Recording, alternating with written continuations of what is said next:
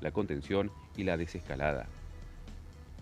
En Buenos Aires, la temperatura actual 28 grados 2 décimas, el porcentaje de humedad 45%, cielo algo nublado en la ciudad de Buenos Aires y sus alrededores, permanecerá con buenas condiciones, con nubosidad variable y una máxima de 31 grados. Les recordamos a quienes nos están viendo en ETV que pueden escucharnos online a través de la página de Radio Perfil y por la M1190. Ahora en modo Fontevecchia es momento de presentar al próximo entrevistado, es un sociólogo con una maestría en Relaciones Internacionales de la Universidad Johns Hopkins en Washington. Es profesor de Relaciones Internacionales por la Universidad de Itela. Ha publicado varios libros, ensayos y artículos de opinión sobre la política exterior de Argentina, sobre las relaciones entre Estados Unidos y América Latina. Le damos la bienvenida en modo Fontevecchia a Juan Tocatrián. Y además tener el privilegio de que Juan interrumpa un poco sus vacaciones casualmente en Colombia, así que les quedamos doblemente agradecidos. Muy buen día, muy buen año para vos con el buen día además con 2 horas menos que aquí en la Argentina. Juan, y hoy más que nunca tu análisis se hace doblemente valioso, ¿no? Simplemente por tu mirada internacional y además tu conocimiento de Colombia en tus años y que creo que siguen existiendo todavía con la Universidad de los Andes y esta amenaza de Trump de continuar no solamente con Venezuela, sino con Colombia. Así que no quiero gastar más tiempo para dártelo a vos y escucharte con atención. Bueno, primeramente muchas gracias por la invitación a conversar. Creo que se ha dicho bastante, mucho, hay diferentes interpretaciones, pero hay creo que un consenso internacional. Ayer lo vimos en la reunión del Consejo de Seguridad de Naciones Unidas. Prácticamente ningún gobierno de los 15 que estaban en el Consejo, los permanentes y los rotatorios, convinieron en algo con Estados Unidos. Fue un acto ilegal, ilegítimo, violatorio del derecho internacional, violatorio de los principios de soberanía, integridad territorial, violatorio de la inmunidad de los mandatarios. En fin, hay un número enorme de hechos, de derechos que han sido arrasados con esta acción. Quiero, sin embargo, ir al caso venezolano muy específicamente para entenderlo quizá a partir de ahora más bien como un experimento distinto a los que tradicionalmente conocíamos en América Latina y que conocimos en años recientes a nivel global. Me voy a explicar para que se entienda un poco mejor esta idea. En el año 1989 hubo en Panamá una elección. Mayo del 89 triunfó Endara, el candidato Endara, y el dictador Noriega anuló el resultado de esa elección. Y entonces, en diciembre del año 89, con 27.000 hombres, Estados Unidos invadió Panamá. Invadió y ocupó Panamá. Hubo combates, se calcula que entre 300 a 1.200 panameños murieron. Noriega se refugió en la Nunciatura y días después se entregó. Fue capturado entonces por Estados Unidos, llevado a Estados Unidos, juzgado por narcotráfico, le dieron una sentencia de 40 años y de inmediato Estados Unidos logró instalar al presidente que había sido legítimamente votado en mayo del 89. Esa fue nuestra experiencia ya con este tipo de ataques, ocupaciones, acciones militares de Estados Unidos. Quizá muchos no la recuerdan, pero no es que América del Sur hubiera sido territorio de una acción, sino Centroamérica y el Caribe, usualmente lo que antes se denominaba el patio trasero de Estados Unidos.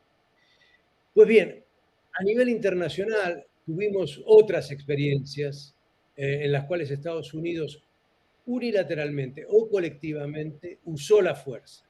Una de ellas fue Irak. En Irak lo que hizo fue invadir también masivamente, decapitar toda la estructura militar, desarmar todo el Estado que había construido por décadas Saddam Hussein. Ahí se genera a su vez la instalación de un gobierno títere, es decir, un estadounidense, Paul Bremer, asume como el gobernador provisional de Irak, y a partir de allí lo que tuvimos fue insurgencias y tuvimos combates y tuvimos una violencia sectaria enorme entre chiitas y sunitas, a tal punto que Estados Unidos debió huir finalmente de Irak. Después tuvimos Libia en el 2011, una operación que se suponía era relámpago y que se iba a instalar la estabilidad, finalmente, con la caída de Gaddafi, que fue eliminado brutalmente. Lo único que pasó en Libia fue el comienzo de una tremenda guerra civil. Pues bien, yo tomo estas tres experiencias y digo, más allá de los objetivos de Estados Unidos en Venezuela, más allá de la ilegitimidad e ilegalidad de lo hecho, aquí estamos viendo un experimento distinto, diferente, donde Estados Unidos está dispuesto a no aceptar el resultado que supimos entender era favorable a Edmundo González en el 2024, no intenta de ninguna manera reinstalarlo como presidente, no quiere desmantelar el Estado venezolano tal cual lo conocíamos, no quiere fracturar a las Fuerzas Armadas, que entiende son un factor todavía de cohesión nacional en Venezuela, tampoco quiere iniciar y dar lugar a que los conflictos internos entre oficialistas y opositores entren en un escalamiento desmedido. Y tampoco quiere seguir físicamente en Venezuela con un contingente permanente en Venezuela. Entonces, yo creo que estamos viendo un experimento político, militar, estratégico distinto y que tenemos que saber leer eso e interpretar por qué acepta, por lo menos hasta el momento, de buena gana, que Delcy Rodríguez, quien desde el año 2018 está en la lista de sancionados por Estados Unidos por corrupción, no por narcotráfico, por corrupción. Delcy Rodríguez, quien fue ministra de Hidrocarburos, vicecanciller y vicepresidencia. Delcy Rodríguez, que tiene una relación, ha tenido históricamente una relación estrecha con Rusia, particularmente con Lavrov. Delcy Rodríguez, que le ha dado lugar a la presencia mayor de China en el negocio del petróleo, asuma la presidencia. ¿Por qué acepta esto Washington en estos momentos? ¿Qué es lo que busca con este experimento? Busca tutelar desde afuera a Venezuela, busca fijar un tipo de pacto de estabilidad, busca facilitar una situación en la cual no haya un desmadre y haya efectos dominó, por ejemplo, en Colombia, un país que todavía sigue azotado por diferentes formas de violencia. No quiere meterse en Sudamérica para no irritar más a Brasil. Esta es la primera vez que un vecino de Brasil es atacado militarmente. Entonces, aquí hay un juego con muchos tableros. Unos los estamos viendo, unos son tableros visibles, pero aquí hay muchos tableros ocultos, muchos diálogos paralelos y muchas jugadas internacionales que creo que tenemos que saber leer mejor antes que asumir posiciones tan absurdas como la que asumió en la República Argentina ayer en Naciones Unidas. Juan, queda claro que el patio trasero, los países bananeros eran Centroamérica y el Caribe, y que se concebía a ese el patio trasero de Estados Unidos, la famosa frase de un expresidente norteamericano sobre un dictador centroamericano respecto de que era, vamos a decirlo porque ya no es una palabra que escandalice a nadie, nuestro hijo de puta, para ponerlo en esos términos concretos como él lo dijo. Ahora, Sudamérica era otra cosa. Y como vos bien decís, por primera vez en la historia un país vecino de Brasil es atacado. Entonces podríamos decir que desde un punto de vista geográfico, incluso podríamos decir hasta una figura más o menos de un radio de la frontera norteamericana. Bueno, Venezuela es parte, no de Sudamérica, sino del Caribe, porque tiene aguas hacia el Caribe y finalmente eh, se lo puede asimilar más a una zona de tránsito entre Centroamérica y Sudamérica. Ahora, Colombia también tiene una pequeña parte de su mar en el Caribe. De hecho, Panamá era parte de Colombia y ya le habían sacado a Panamá, le habían sacado a Colombia lo que era Panamá, y Panamá además tiene un presidente como Petro. ¿Ves alguna posibilidad de que este experimento venezolano tenga una segunda fase de experimento colombiano? Yo no veo eso de manera inmediata, pero sí lo que percibo en América Latina es temor. Ujú. Esto está, creo que, extendido en Centroamérica y el Caribe insular, México y Colombia en particular. Me parece que lo que tenemos también son disputas intestinas dentro del gobierno de Trump. Una cosa es Vance, el vicepresidente, que suele ser más cauto, que no quiere involucrar a Estados Unidos más en conflictos prolongados, que quiere concentrar la atención en la revitalización de la economía de Estados Unidos, que sigue estando retrasada frente a la capacidad competitiva y tecnológica de China. Está Marco Rubio, que tiene una obsesión y ahora seguramente una esperanza de que lo que sucedió en Venezuela le quite el oxígeno diplomático, político y energético a Cuba y que por lo tanto ahora vayan Estados Unidos por Cuba. Está Steve Miller, que es una figura fundamental, que siempre lo vemos tras bambalinas, que es el subjefe de gabinete de Trump, quien ha sido la persona clave para la política migratoria de expulsión masiva, deportación masiva de ciudadanos, es clave en la política frente a Venezuela, es un obsesivo para que Estados Unidos recupere para sí, no sabemos cuándo la tuvo, o tenga para sí, no sabemos por qué, a Groenlandia. Entonces, aquí tenemos una serie de actores domésticos que en estos momentos se están reacondicionando y reposicionando, me parece, en Estados Unidos que tenemos que seguir. Ahora, hay dos países, Colombia y México, que tienen y son centrales para Estados Unidos en un tema, básicamente. Y el tema es narcotráfico.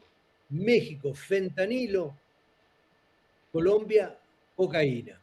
Colombia ha cooperado sistemáticamente en materia de seguridad con Estados Unidos. Colombia no ha tenido nunca un problema con Estados Unidos, básicamente político o geoestratégico. Lo que pasa es que Petro tiene un modelo de reinserción del país totalmente distinto a la historia de 2 siglos de Colombia, de 2 siglos, no de 2 administraciones, de 2 siglos. Y por otro lado, por lo tanto, vamos a ver, creo yo, una preocupación central en México y en Colombia respecto a las próximas acciones de Trump. ¿Trump va a ir más adelante? ¿Va a seguir adelante? Yo creo que no, pero que va a seguir utilizando el verbo, la palabra, la degradación, el insulto, la provocación, no me cabe la menor duda. Aquí el punto, yo quiero insistir en esto, o Sudamérica retoma el control de lo que pasa en Sudamérica, o tenemos una situación inédita en la historia de las relaciones entre Estados Unidos y América Latina. Que se entienda bien, esto va más allá de la doctrina Monroe, eso va más allá del corolario Trump que él quiere instalar. Estados Unidos jamás tuvo una capacidad de proyección de poder militar en Sudamérica. Jamás usó la fuerza contra un gobierno en Sudamérica. Jamás atacó a ningún país en Sudamérica. Esto es una novedad para nosotros. Por eso mismo digo que así como hay temor, se necesita una gran templanza para que América del Sur en particular recupere la idea del control de esta situación. ¿Qué quiero decir con esto? Le pongo nombre y apellido a esto. Nosotros, desde Sudamérica, obviamente con una visión latinoamericana, debiéramos impulsar en esta hora una suerte de contadora para Venezuela. Esto es, necesitamos decirle al mundo, a Estados Unidos y a nosotros mismos que si creemos en la zona de paz, debemos involucrarnos en que haya una transición pacífica, una apertura democrática, una posibilidad de convivencia en Venezuela. Esa es nuestra obligación en esta hora. Juan, hay elecciones en Colombia este año y las hay también en Brasil. ¿Cómo afecta este conflicto militar en Venezuela a las posibilidades de Lula, por un lado, que venía muy claramente vencedor respecto de que el candidato no era el gobernador de San Pablo, que era el preferido, sino un hijo de Bolsonaro, que no tenía tanta aprobación, y cómo afecta a las posibilidades de continuidad ideológica del gobierno de Petro?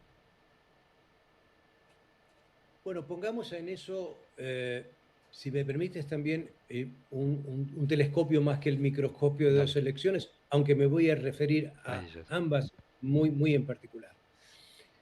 Estados Unidos hoy goza de una situación que no tiene absolutamente nada que ver con el principio del siglo XXI.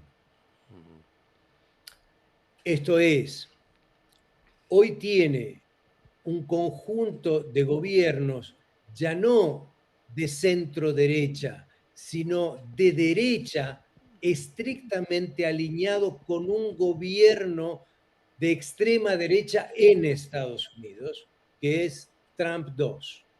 Estados Unidos tiene, en este caso, la oportunidad de que lo que comanda, que es una suerte de internacional reaccionaria, tenga una expansión en América Latina. La ha tenido porque ya hay gobiernos que votan sistemáticamente con Estados Unidos en casi todo, empezando por Argentina, siguiendo por Paraguay, siguiendo por Panamá, siguiendo por El Salvador. Tuvimos frente, antes de este hecho en Venezuela, a Trinidad y Tobago aislando y tratando de cercar diplomática y militarmente a Venezuela. Tuvimos a República Dominicana también en ese tono. Tuvimos la elección en Chile. Bolivia que ganó la derecha y tuvimos una elección en Chile que ganó la extrema derecha. Hay una isla por ahí dando vuelta que se llama Uruguay, donde está el Frente Amplio. Pero del resto, podemos tener al momento en que hayan las elecciones de mitad de término en Estados Unidos, noviembre de este año, la elección, tener una Sudamérica totalmente alineada con Estados Unidos. Si triunfa la derecha, extrema derecha, en Colombia, ¿tiene chance? ¿Tiene chances? No sé. Yo creo que está por ahora suficientemente fragmentada para no lograrlo y el candidato que representaría el pacto histórico, es decir, el movimiento de Petro, Iván Cepeda, tiene buenas posibilidades de hacer una muy buena elección en primera vuelta. Y tenemos en el otro lugar a Brasil. La elección de Brasil es la elección más importante de este momento, de este año y de esta década en América Latina. Ahí vamos a saber cómo se enrumba América del Sur en la dirección de alinearse muy decididamente ya con Estados Unidos o tiene todavía espacio para jugar con otras opciones, otros puentes, otras formas de diversificación de las relaciones y de las apoyaturas internacionales. Por eso, este es un año electoral clave en la región y en estos dos países que tú mencionas. Insisto, Cepeda tiene chances y por supuesto que Lula tiene chances. Ahora bien, Estados Unidos se va a involucrar, como se involucró en las elecciones legislativas en Argentina, en la elección en Honduras, en Colombia y en Brasil, no me cabe la menor duda. Ya sé el prurito de que Estados Unidos se replegaba y dejaba que los países de América Latina votaran a los gobiernos según sus preferencias ideológicas en el marco de la democracia. esa historia, por lo menos con Trump, por lo menos con los republicanos, por lo menos con MAGA, se han acabado. Estados Unidos es un actor doméstico en la mayoría de los países porque hace que se mueva para un lado o para el otro. Ahora, con una diferencia. Si amenaza mucho, le va mal. Le fue mal en Canadá. Si amenaza mucho, le va a seguir yendo mal. Estados Unidos es un Estados Unidos que tiene hoy la posibilidad de comandar casi con tranquilidad este hemisferio, pero con una particularidad. Lo hace por razones ideológicas y en base a nada. Estados Unidos no da nada. Estados Unidos no es el principal inversor hoy en la región. Estados Unidos hoy no es el principal fuente de comercio para Sudamérica. Estados Unidos no es la principal fuente de tecnología para América del Sur. Estamos en una pugna ideológica. Estamos en una pugna ideológica muy profunda y a mí me parece que muchas de nuestras élites, en particular la Argentina, ha pasado a confundir cuáles son sus intereses objetivos de largo plazo con sus preferencias ideológicas de corto plazo. Juan, muchísimas gracias. Mis disculpas a tu familia por haberte sustraído media hora de tus vacaciones, pero realmente tu palabra era importante en este momento de la Argentina y de Sudamérica. Te deseo el mejor 2026, te mando un abrazo fraterno. Espero molestarte y que seas tolerante con nosotros en el futuro. Muchísimas gracias. Gracias a ti por la invitación, como siempre. Gracias. Acabamos de hablar con probablemente el académico internacional de Relaciones Internacionales más importante de la Argentina, Juan Tocatián, y vamos a un corte y ya volvemos. Modo Fontevecchia.